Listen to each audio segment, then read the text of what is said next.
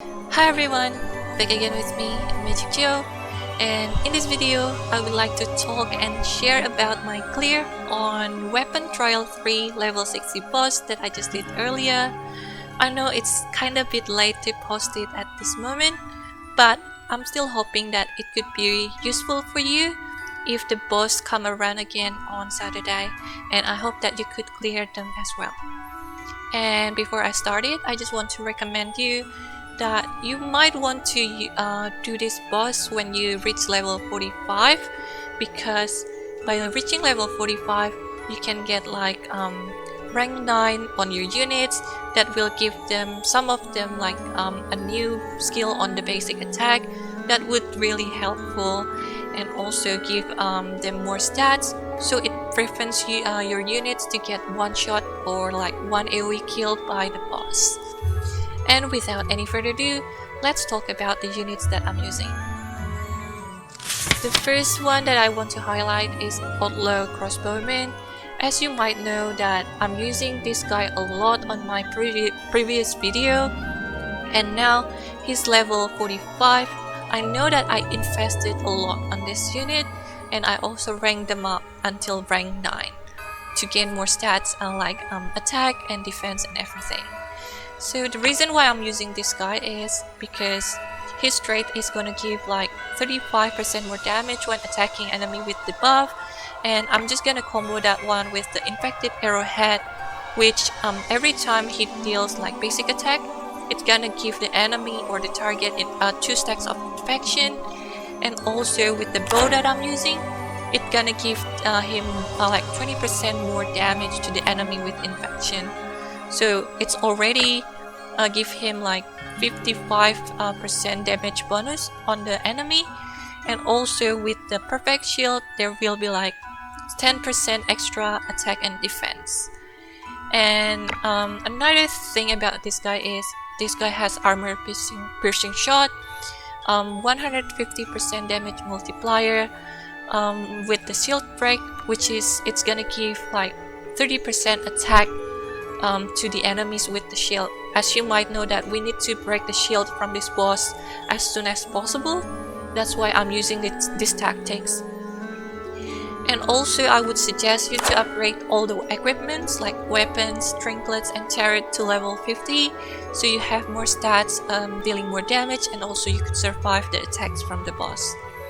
From the turret card, I'm just gonna use the Temptation of the Devil, because I just want to stack this buff. So as you know, like if you kill the floating stones, it's gonna give you like 1 more stacks per killing, so you just need to kill like 10 stones to get the maximum bonus of this turret card here. So by killing the 10 stones, you will get like 30% of the attack and also defense. The next unit that I use on this stage is Vlderian Scout. Right now he's level 45 with the rank 9.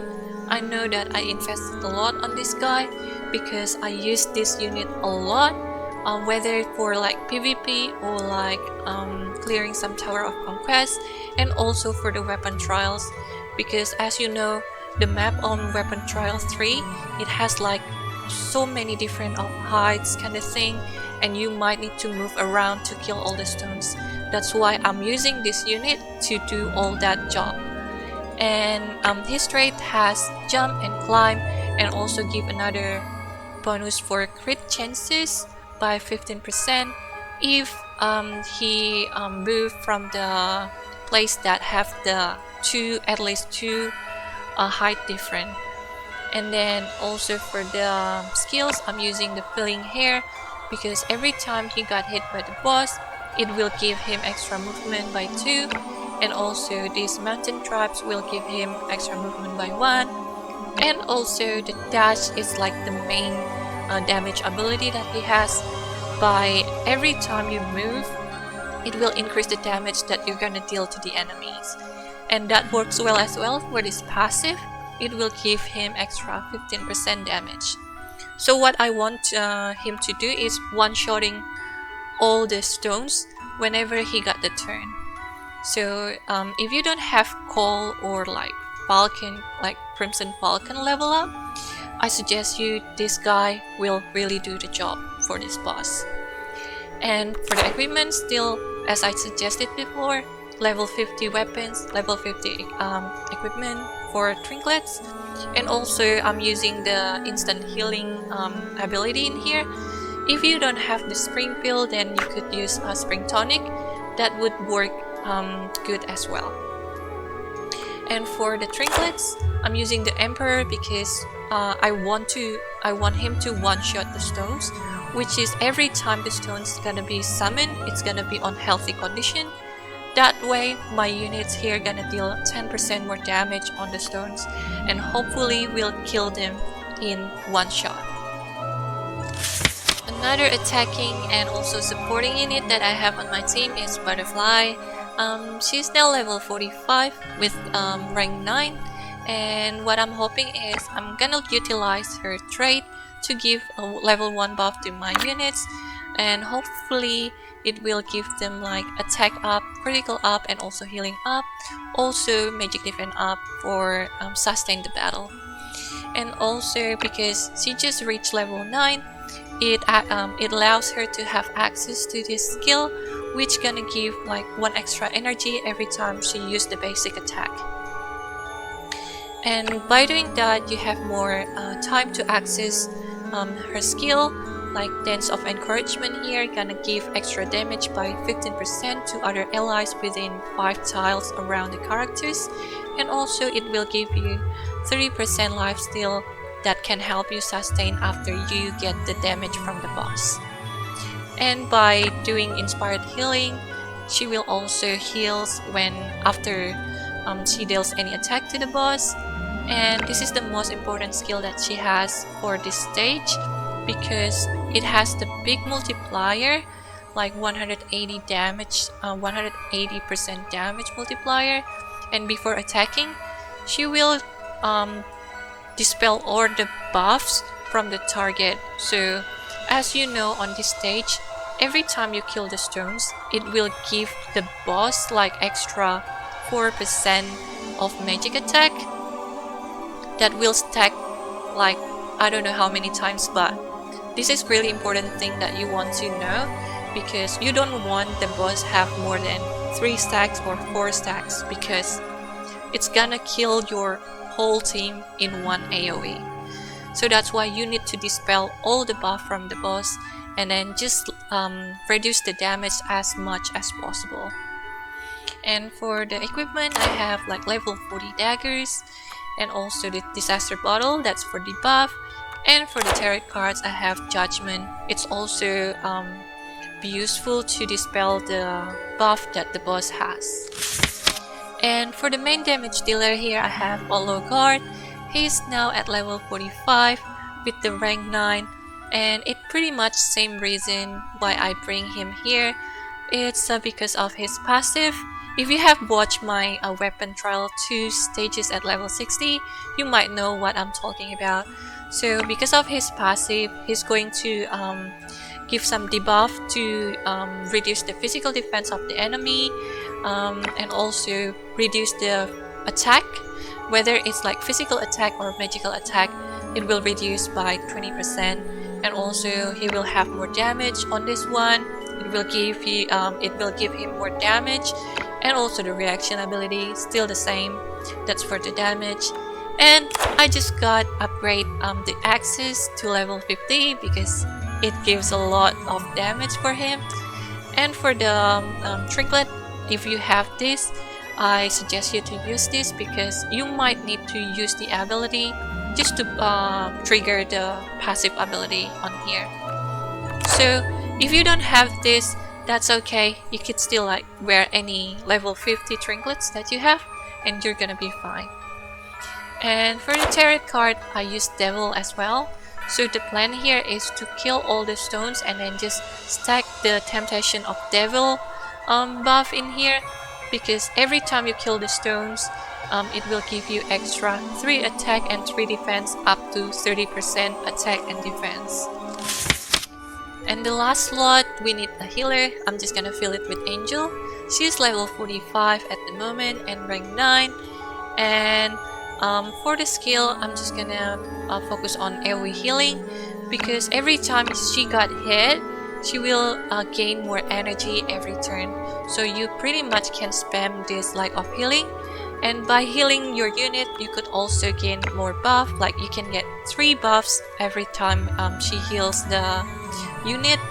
And also I put the MDEF command on her passive. So this is like aura ability, but it will only affect any unit within 2 tiles except for Angel. So Angel will not benefit from this aura abilities. Just make sure of that. That's why you might want her to have like still higher magic defense than any other unit, so she could be targeted by the boss by the single target attack. And for the equipment, I'm just gonna put the rejection mask, which is going to reduce another 20% of magic damage taken from the boss. And for the weapon, I'm just gonna give her the cube to increase the healing effect and also dispel the buff.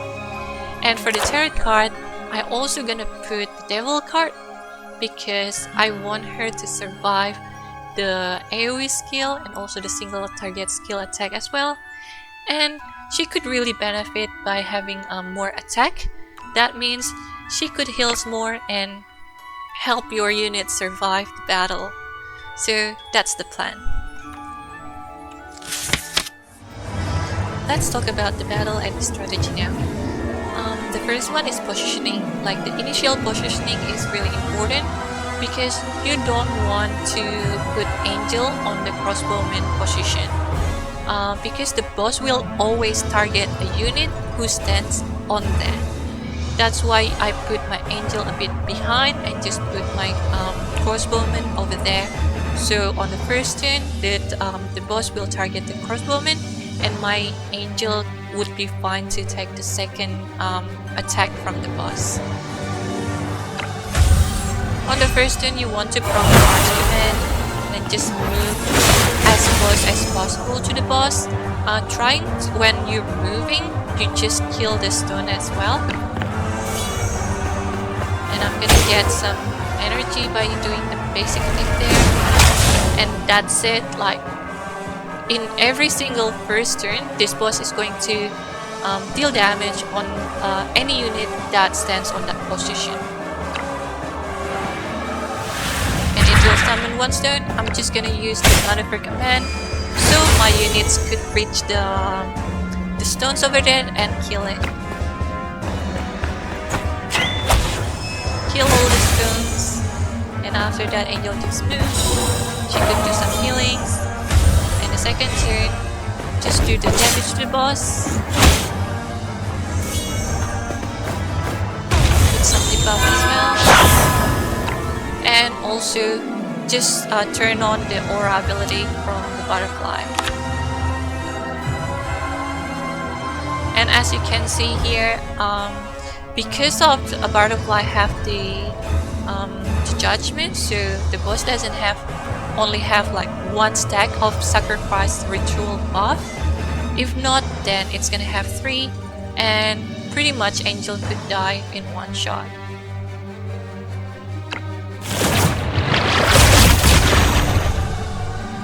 That's the second attack from the boss, and then after that it will summons like 2 blue stones and 1 yellow stones. Just kill them all and start to stack the devil. So as you can see, I think we have like 4 stacks of devil at the moment, and it's already increased the stats a lot. Okay, and the thing is, the blue stones is weak to range attack, and also because my damage dealer are watcher, so it will deal more damage. So I suggest you to have at least watcher that has range attack to kill these stones, or even your healer can kill these stones, no worries.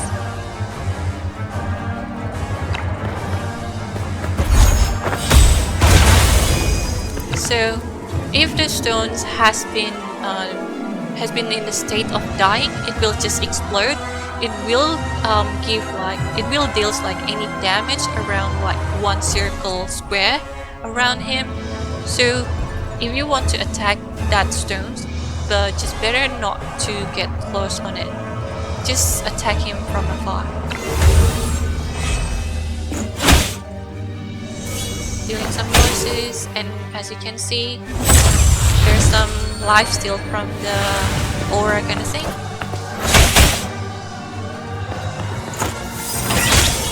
That fishing shot just do a lot of damage. Okay, what you don't have to worry is on the round 3, the boss will just gonna pop up the shield. So what you need to do is just deal damage, like as much damage as you can. The boss will not do any damage to your unit. And after this, you want to try to deal damage and break the shield, so it will not do any extra damage on the AoE abilities. And just kill the stones.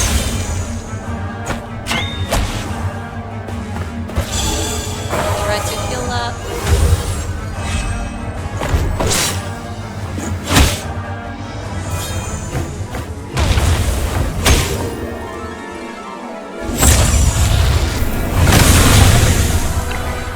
That's it. That's why I recommend you to at least do this stage at level 45 and have like level 50 equipment level.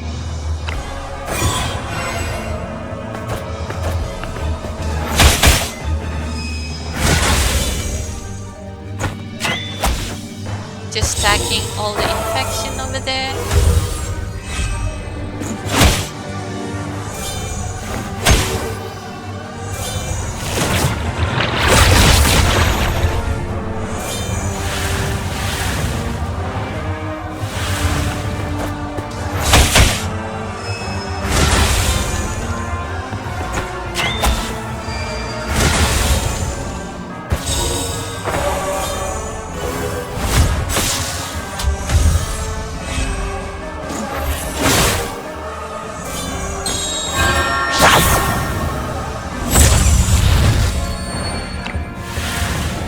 So every 3 turns, the boss is gonna proc the shield again. So that's also another important thing that you might want to know, because every time the boss just proc the shield, it will not attack you. So you could do pretty much extra attack or just like clearing all the stones. So you don't have to worry about the boss. And then I use the maneuver command because it's just too far. Sometimes the stones could be spawning like on the top of the cliff and everything. That's why I use maneuver command, just to be a gap closer. So after using the march command, I could just attack the stone still.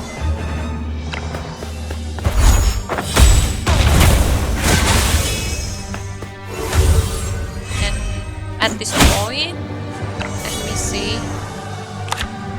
Already have like 10 stacks of the devil, so it will increase the stats by for the attack and also the defense by 30%. That is really good.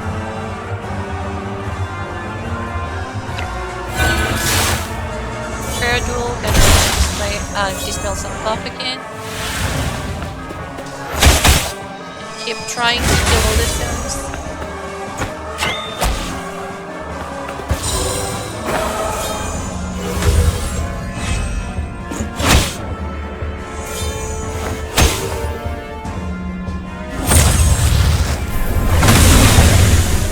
AoE from the boss.